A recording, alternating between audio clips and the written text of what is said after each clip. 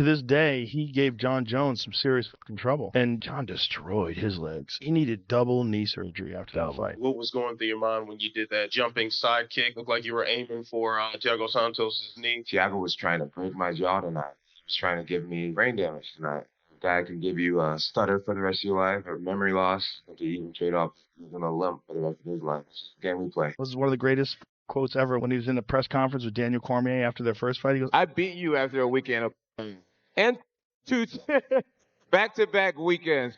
Game one, your ass the next. It was great. Joe Rogan's shocking revelations about Jon Jones have rocked the MMA world, exposing career-altering damage, bitter rivalries, and why Daniel Cormier fired back with brutal honesty about the so-called GOAT, proving that Jon Jones doesn't just beat opponents, he can change the entire trajectory of their careers. And what you're about to hear could forever alter how you view MMA's biggest Thiago Santos, he ruined both his knees. Jon did. Yeah, both his knees after that fight had to get surgery on. He tore both of them apart. He sidekicked the fuck out of his knees. He does the oblique kick to the thigh too. He does it everywhere. Let's start with the bombshell everyone's talking about. On a recent episode of the Joe Rogan Experience, the UFC's most trusted voice revealed absolutely devastating details about what Jon Jones did to former title challenger Thiago Santos. I was like, oh my goodness. Obviously, not one thing about me. As the fight progresses, I to figure out what's happening. My game going. Thiago is a Muay Thai black belt, and black belt, he's probably for 20 years. You know, I just figured I'd challenge myself. A smarter idea, but I know he will be. Most of you remember the fight from July 6, 2019. It was closer than anyone expected. Santos actually gave Jon Jones real trouble, and many thought he might have even won. But here's what Joe Rogan revealed that will blow your mind. Jones didn't just win. He destroyed Santos' legs. The damage was so severe that Santos needed double knee surgery after the fight. Both of his knees were ruined, all from Jones' precise strikes, including that devastating sidekick. Jon's skill at targeting the legs is truly unmatched. In trouble. And Jon destroyed his legs. He needed double knee surgery after that fight. Jon just destroyed his knees. That sidekick to the knees.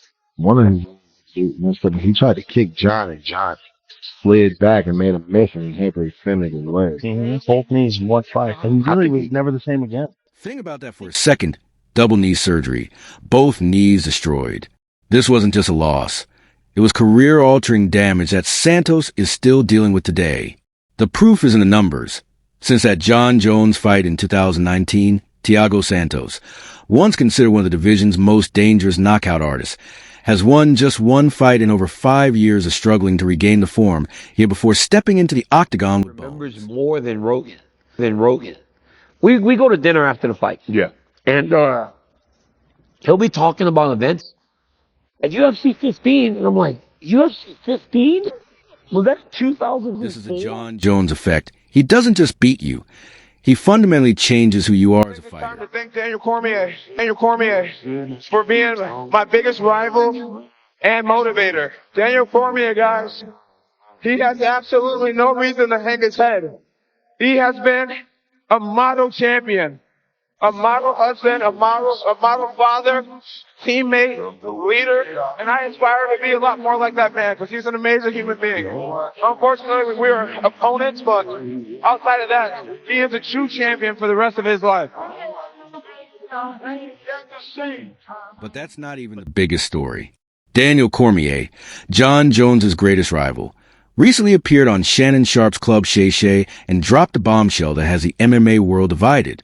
Despite losing to Jones twice in their bitter personal history, Cormier made a statement nobody saw coming. When asked if Jones should be considered the greatest of all time, DC said, "I don't believe he should be considered the greatest of all time. Steroids and fighting are much different than anything else in the world. You just can't have that tied to your name, especially in fighting, and people still call you the greatest of all time." Tied to his name. Yep. His name. Yep. He can't be in the GOAT conversation. I don't believe that. I don't believe that he should be considered the greatest of all time. I've said that. You can't, Shannon, steroids Yes. in fighting is much different than anything else in the world. They make you stronger. They make you faster. They give endurance, recovery ability when you train. That's brutal honesty. Cormier isn't denying Jones's talent. He even called him the greatest talent the sport has ever seen. But he's drawing a hard line when it comes to the GOAT conversation. And Jon Jones couldn't let that slide, firing back on social media. But here's where it gets really interesting. Cormier isn't backing down. In fact, he's supporting Jones for a potential White House fight card, saying, if y'all want an American dude to go get victory, put Jon Jones in there, because he's going to win. That's what he does. I say, man, y'all better put Jon Jones. Y'all better put Jon Jones on there. Because right now we ain't got one American in the top 10 pound for pound. I say, if y'all want an American dude to go get a victory, put Jon Jones in there. Because he gonna win. Think about that. Your biggest rival, the guy who lost to you twice, is still advocating for you because he knows you're just that good. That's ultimate respect. This brings us to the heart of the matter. Jon Jones's complicated legacy. On one hand, you have cases like Thiago Santos, where Jones's fighting style literally ended a man's prime years. The oblique kicks, the wrestling, the ground control. Jones doesn't just win fights. He takes years off careers. Best fighter in the world, the greatest fighter fucking ever. Period. End of story.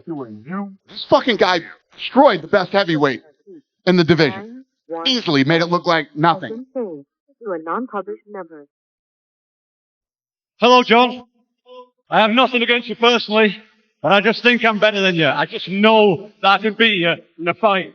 So I'm coming for it. Daniel Cormier's insulting reason for excluding Jon Jones from his MMA Mount Rushmore has ignited yet another explosive war of words between these former rivals. That he should be considered the greatest of all time. Steroids. yes. In fighting is much different than anything else in the world. They make you stronger. They make you faster. Endurance. Recovery ability when you train. That's mainly what steroids do. Yeah, It allows you to go to there and go hard tomorrow, and go hard the day after, and go hard the day after, and go hard the day after. That's when you grow. That's when you become better. Yep. Because it gets to a point where you're like, damn, I can't give you everything today. Yes. But you can go back. And that was me at 36, right? Even though I was the best I could ever be. The best I could ever be.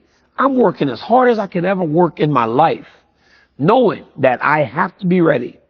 At 36, he's 28, right? So he's in his prime. He's in his prime. But that's the fight that he actually tested positive and they made it a no contest. This is why I can't stand this dude. Because somebody else that's not as good would have let me off the hook. Right. Because I was still there. And again, that's me. Football, neck, big neck, short neck. Yeah. Most people just fall down from a head kick like that. I was still there. So I'm like doing this thing, running away from him. Yo.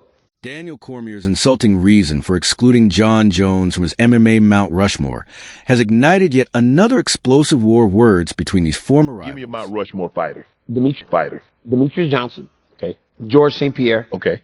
Khabib was undefeated. Nobody beat him. 4. That's where it gets tough. I would never put myself up there. Right. But I'm like right in that 4 to 7 range. I thought you might put Anderson. Anderson had the steroid. Yeah. Right? I can't put Anderson. Like, I would like to put Anderson. If I'm saying all those guys included, then obviously John and Anderson are on that Mount Rushmore. Right. But I don't do that. I refuse it. It's not in fighting. What makes Jon Jones so unique? There is a dark side to Jon Jones. Jon Jones is a killer. He's a killer.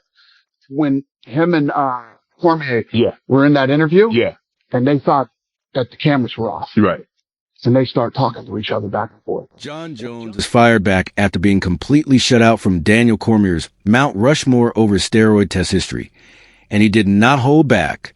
Adding fuel to the fire, Israel Adesanya and Demetrius Johnson have weighed in on whether Jones should have taken that massive $30 million fight with Tom Aspinall, keeping the debate alive in the MMA world. He $40 million. What they offer Jon Jones to fight Aspinall? They offered Johnson. He wanted 30, and I think they got the money.